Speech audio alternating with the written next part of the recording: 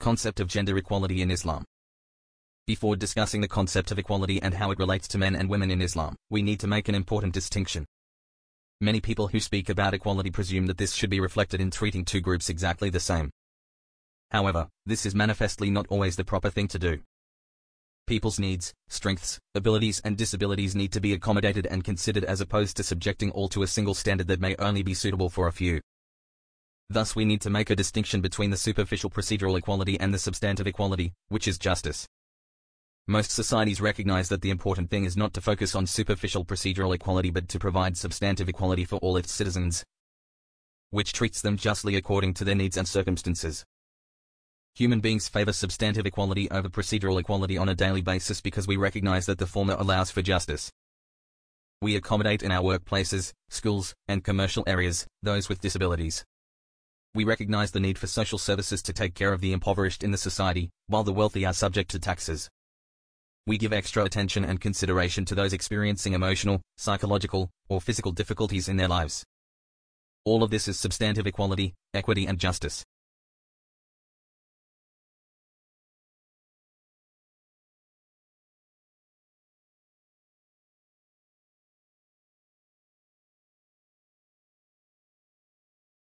Men and women. When it comes to men and women, everyone recognizes that there are inherent indisputable differences between men and women. They are not identical, men and women are naturally different in many ways. As a result, it does not follow logically to neglect those differences and advocate a single standard in matters where they are not the same. That may be procedural equality, but it is not substantive equality. For example, it would be unjust for a husband to suggest that his wife work equally as hard as he does when she is pregnant. Justice is served by recognizing the burden of pregnancy and the need for the husband to adjust accordingly.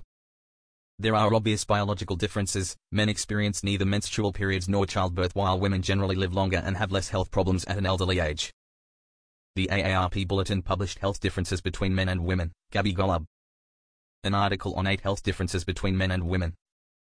When it comes to health, differences between men and women extend well beyond their attitude toward getting annual checkups and needed treatment. In case men need a few reasons to make a doctor's appointment, they should consider the following.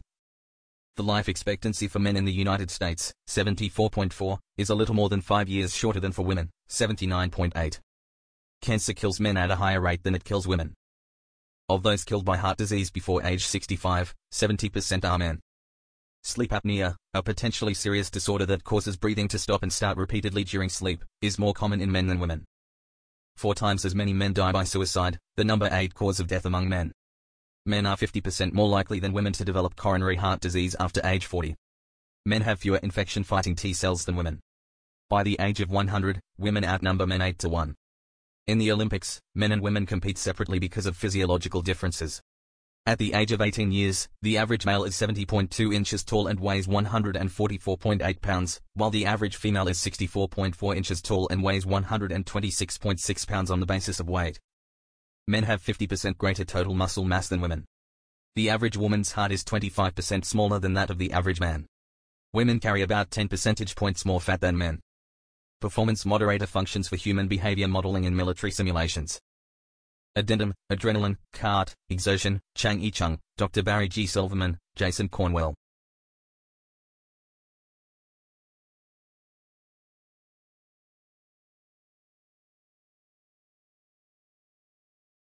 In academics, women generally score higher than men in subjects such as languages and humanities, while the opposite is true for mathematics and sciences.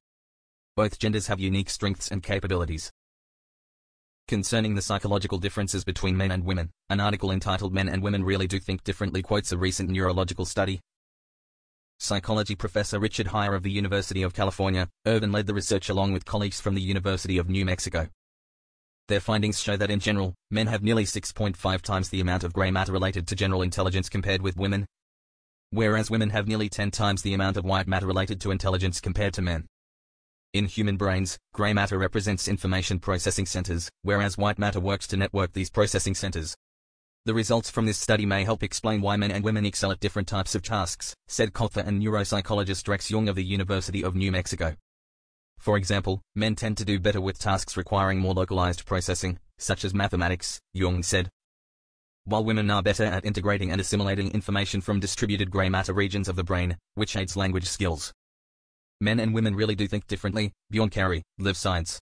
Another article published in Psychology Today describes the differences between men and women as inescapable. When it comes to speaking and making hand movements that contribute to motor skill, the brain seems to be very focally organized in women compared with men.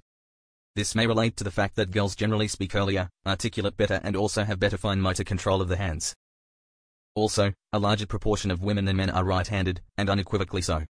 But when it comes to certain, more abstract tasks, such as defining words, women's brains are more diffusely organized than men's, although men and women don't differ in overall vocabulary ability. Neuropsychologist Marian Diamond of the University of California at Berkeley, comparing cortical thickness in male and female rats, did find that the right cortex is thicker in males at most ages, while the left cortex is thicker in females but only at some ages. See A Love Affair with the Brain, Psychology Today. November 1984, the fact seems inescapable that men and women do differ genetically, physiologically and in many important ways psychologically. Male brain, female brain, the hidden difference, Psychology Today November, 1985.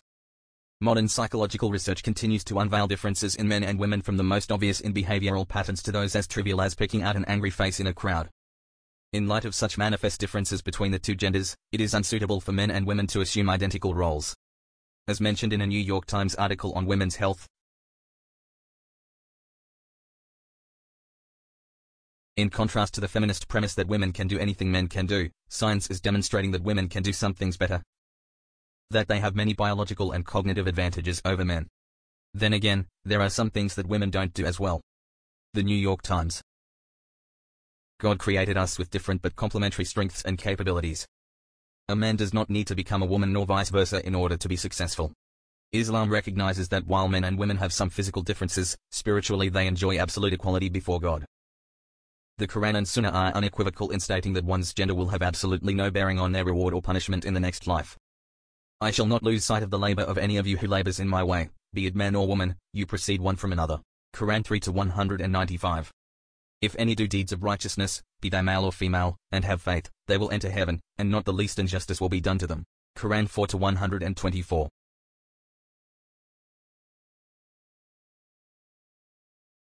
Whoever works righteousness, man or woman, and has faith, verily, to him will we give a new life, a life that is good and pure.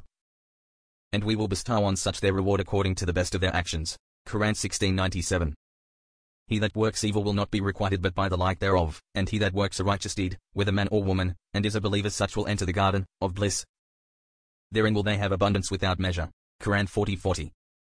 Indeed, the Muslim men and Muslim women, the believing men and believing women, the obedient men and obedient women, the truthful men and truthful women, the patient men and patient women, the humble men and humble women, the charitable men and charitable women, the fasting men and fasting women, the men who guard their private parts and the women who do so, and the men who remember God often and the women who do so, for all has God prepared forgiveness and a great reward.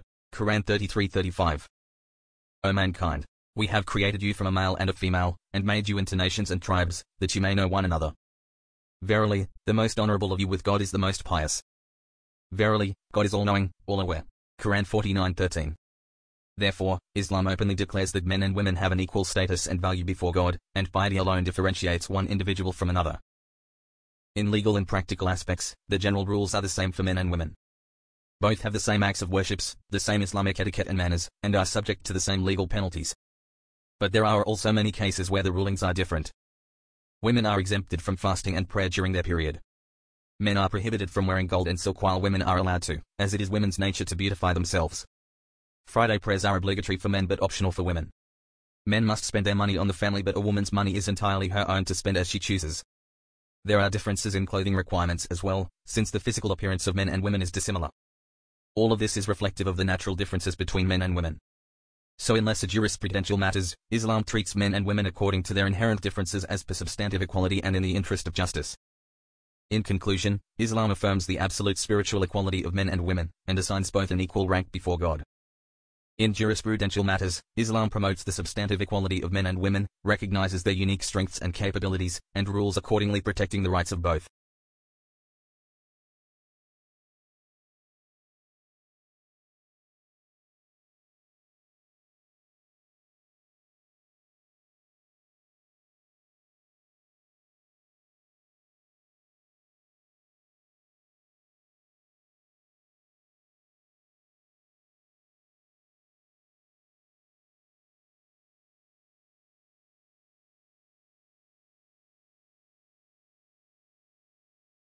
H.